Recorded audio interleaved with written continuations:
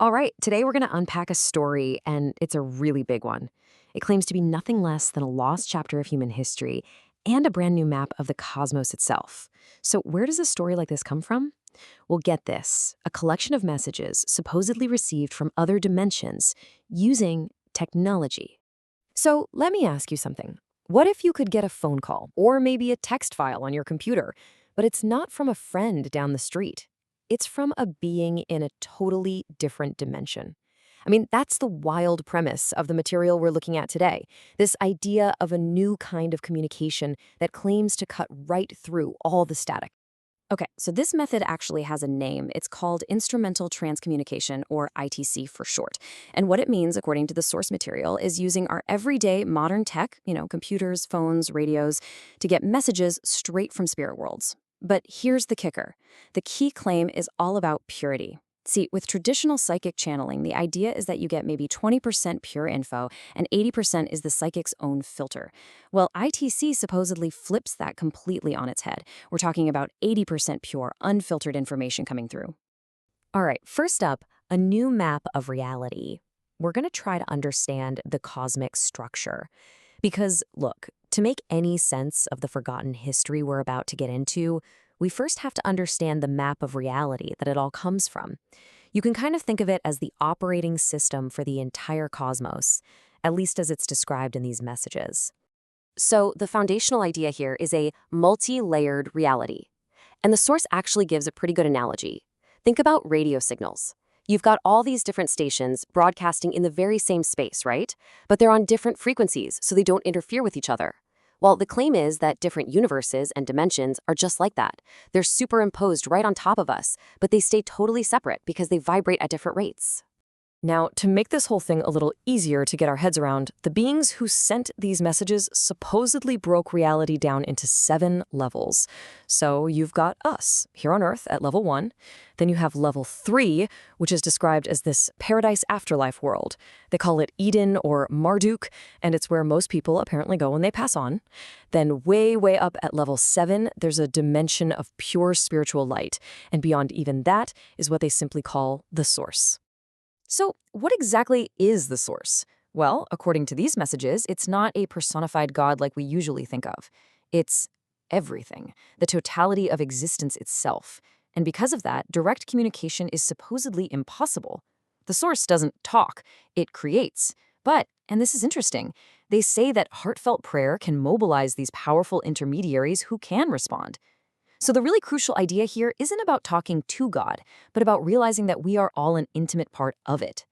Okay, so with that cosmic map laid out, now we can zoom in and turn to the story of our own planet. And this, folks, is where things get really wild. The messages detail a version of our past that you definitely didn't learn in history class. So this timeline, it presents a totally radical new history of Earth. The story goes that a long, long time ago, these highly advanced superhuman colonists from that paradise world Eden, they got stranded here on Earth. And these beings, they're the ones who would eventually become known to us as the gods. Now get this, their desperate fight for survival against dinosaurs is supposedly the origin point for all the competitive win-lose behaviors that pretty much define our culture today. And eventually, their descendants would go on to found these legendary civilizations like Atlantis, only to watch them get wiped out in a massive cataclysm. This whole cosmology also totally reframes the fall of man. It argues the original sin wasn't about eating a piece of fruit from a tree. No, it was something much more visceral. It was about titans killing and then eating a god. And this single act, they claim, is what normalized killing for food as a way of life here on Earth. It's a behavior they describe as anti-source because apparently beings everywhere else in the cosmos are nourished directly by pure life energy. Next section, the shadow around Earth, the consequences of the past. Because this forgotten history, this inherited anti-source behavior, it isn't just some ancient myth. According to these messages, it has created really profound and lasting consequences that are shaping our world right now, today. So this long history of conflict and killing has, according to the source, created something it calls a spiritual shadow that hangs around our planet. The best way to think about it is like an invisible cloud, a repository for all the negative thinking in our world, all the hate, the fear, the shame. And this shadow literally blocks the life energy, the light from the source. It's what creates this powerful illusion that we're all separate, when our true nature is actually oneness. And one of the core critiques in all these messages actually comes from a being who calls himself the technician. And he basically says that our species suffers from a massive superiority complex. We see the planet as something that's just here for us to exploit. This whole perspective, he claims, is a direct result of being cut off from that cosmic understanding that, everything is interconnected. Okay, now this is maybe one of the most startling claims of all. The afterlife itself, that level 3 paradise world we talked about, is supposedly constructed from the collective beliefs of people here on Earth. And because our beliefs about the cosmos are so fractured and all over the place, it apparently creates a really chaotic and confusing reality for souls when they arrive. It actually makes it difficult for them to adapt. Okay, moving on to the cosmic bottom line, the message for today. So, you might be asking, what's the point of all this? Right? Why would these beings even send this information in the first place? Well, this final section pulls it all together and gives us what you could call the cosmic bottom line, the actual actionable advice for humanity right now.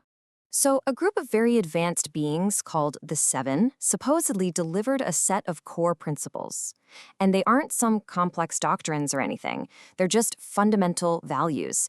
Things like loyalty to your brothers and sisters, living in harmony, and overcoming materialism by reconnecting with our cosmic nature. But the really crucial takeaway is this. Just nodding your head and agreeing with these ideas isn't enough. They say you have to actually live them. And that right there, that's the why. The whole stated goal of these revelations is to help us, as a species, raise our collective consciousness. The idea is that by understanding this bigger picture, we can stop what they see as our moral decay and, this is the most important part, begin to build a stable, unified way of thinking about the cosmos. And if we did that, it wouldn't just heal our world here, it would also create a much more coherent and peaceful afterlife for every single one of us. So that leaves us with this final, really powerful question to think about. If what this source material claims is true, if our shared beliefs don't just shape our world here and now, but actually construct the very reality we will all enter one day, then what kind of world, both for now and for what comes next, are we actually building with our thoughts every single day? That is definitely something to ponder.